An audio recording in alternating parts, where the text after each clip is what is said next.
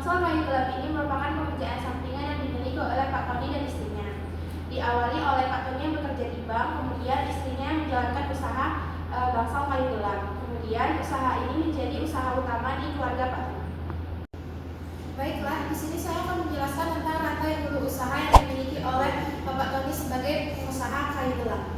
Yang pertama yaitu proses pengadaan. Jadi, kayu gelap ini pemasok terbesarnya berasal dari kota Palembang yang akan dikirimkan ke kota Jambi, yaitu di lokasi tempat Bapak Tony berjualan. Yang kedua yaitu proses pengolahan. Kayu yang akan dijual itu memiliki beberapa kriteria. Yang pertama, kayu yang berasal dari supplier itu dipotong menjadi log yang berukuran 4 meter. Kemudian, diameter yang diterima itu sekitar 12 cm hingga 15 cm. Setelah itu, kayu akan disortasi atau dipilih berdasarkan ukuran. Yang ketiga ada regulasi harga, yaitu Bapak Tony mendapatkan harga dari supplier sekitar 15 hingga 30 ribu rupiah untuk satu potong kayu. Kemudian harga kayu tergantung pada ukuran dan juga tergantung harga dari supplier. Setelah itu, harga beli yang tidak tepat itu menyebabkan harga jualnya pun ikut tidak tetap. Jika harga beli itu tinggi, maka harga jual akan lebih tinggi daripada harga beli. Sebaliknya, jika harga beli yang Bapak Tony lakukan dari supplier itu murah, maka harga jualnya bisa lebih di bawah 30.000. Baik, selanjutnya saya akan menjelaskan rangkaian ini usaha. Ini sendiri itu menjelaskan tentang pengolahan dan juga pemasaran dan penjualan dari kayu-kayu dari usaha bangsal kayu gelap milik Pak Tony. Di mana yang pertama kali dilakukan yaitu sortasi berdasarkan kualitas kayu dan ukuran kayu log. Di mana Pak Tony mengelompokkan kayu-kayu gelap tersebut berdasarkan kualitasnya dan juga ukuran kayu log.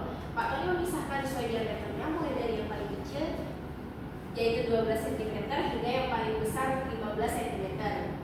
Juga memisahkan kayu tersebut sesuai dengan standar SNI atau sesuai dengan permintaan dari konsumen jika ada permintaan khusus. Untuk penyimpanan dan pengeringan, Pak Tony menyiapkan gudang penyimpanan kayu tersendiri terlihat seperti lokyang, di mana kayu-kayu tersebut hanya diletakkan di depan tempat usaha.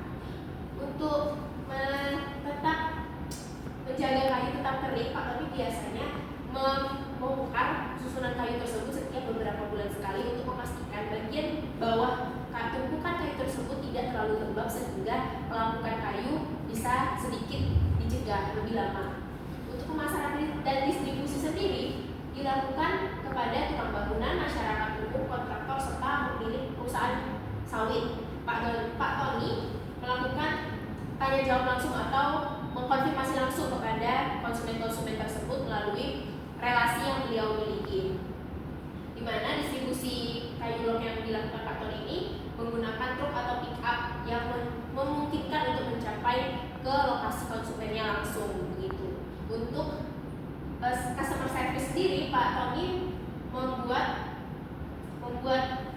penawaran jika membeli kayu dengan jumlah banyak dan juga lokasinya dekat, Pak Tony akan dengan sendirinya mengantarkan kayu-kayu tersebut dan tanpa biaya pengiriman.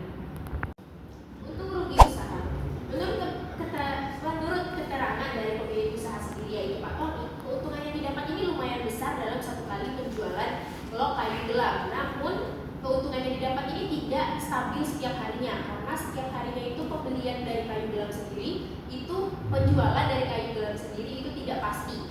Pak Tony sendiri menjual dengan harga satuan sehingga memungkinkan untuk tetap menghasilkan penghasilan setiap harinya. Namun pembeli kayu gelap dalam bentuk satuan itu juga tidak terlalu signifikan. Maksudnya tidak setiap hari jumlahnya pasti 5 kayu yang terjual. Terkadang hanya dalam hitungan 1-2 log atau hanya kadang bisa sampai banyak, tergantung konsumen yang datang pada hari itu. Untuk kerugian sendiri, kerugian usaha ini disebabkan karena kurangnya memadai lahan yang untuk penyimpanan kayu tersebut sehingga banyak kayu-kayu yang ditumpuk dan menjadi lapuk yang bagian bawah tumpukannya itu sehingga tidak dapat dijual lagi. Sehingga Pak Tony berusaha untuk melakukan sortasi tadi agar kayu itu tumpukan kayu tersebut terbongkar sehingga yang bagian paling bawah kayu tetap tetap bisa diselamatkan atau dijemur kembali agar tidak terlalu lembab dan cepat laku. Selanjutnya, saya akan menjelaskan terkait nilai tambahnya. Dengan menambah nilai jualnya dan mengurangi kerugian, Pak Tony sendiri itu mulai mengolah kayu gelang ini yang sudah terdiam lama di gudang itu menjadi hiasan dinding. Namun, pada proses pembuatan hiasan dinding ini juga memerlukan biaya yang besar karena memerlukan mesin untuk memotong kayunya menjadi kurang lebih panjangnya 5 cm. Nah, pada target pasar dan konsumen pada penjualan kayu gelang ini itu dilakukan dengan mempromosikan dengan melalui sosial media Instagram yang dikelola oleh anak Pak Tony sendiri, dan juga dari mulut ke mulut dan menawarkan kayu kepada relasi pemilik usaha. Dan konsumennya itu dari masyarakat biasa baik dalam kota Jambi maupun dari luar kota Jambi, dan juga perusahaan kelapa sawit. Kesimpulan pada kewirausahaan produk usaha bangsal kayu gelang ini adalah usaha bangsal kayu gelang ini merupakan bentuk kegiatan ekonomi yang memanfaatkan sumber daya alam, terutama dari hutan rawa maupun hutan mangrove. Dalam rantai usaha baik dari hulu ke hilir dan sebuah proses bisnis mencakup berbagai tahapan yang saling terhubung dan tidak dapat dipisahkan, mulai dari pengambilan bahan bakunya hingga proses pengolahan dan distribusi menjadi produk akhir yang siap dikonsumsi oleh pasar. Setiap tahapan dalam rantai-rantai ini tidak bersaling berkaitan dan berperan penting dalam menciptakan nilai ekonomi. Dengan pengelolaan yang baik, usaha bangsal kayu gelang tidak hanya dapat dimanfaatkan oleh masyarakat lokal, tetapi juga berpotensi untuk dikembangkan lebih lanjut melalui produk-produk unggulan. Tetapi harus tetap memperhatikan aspek keberlanjutan dan juga aspek dalam legalitas sumber bahan baku.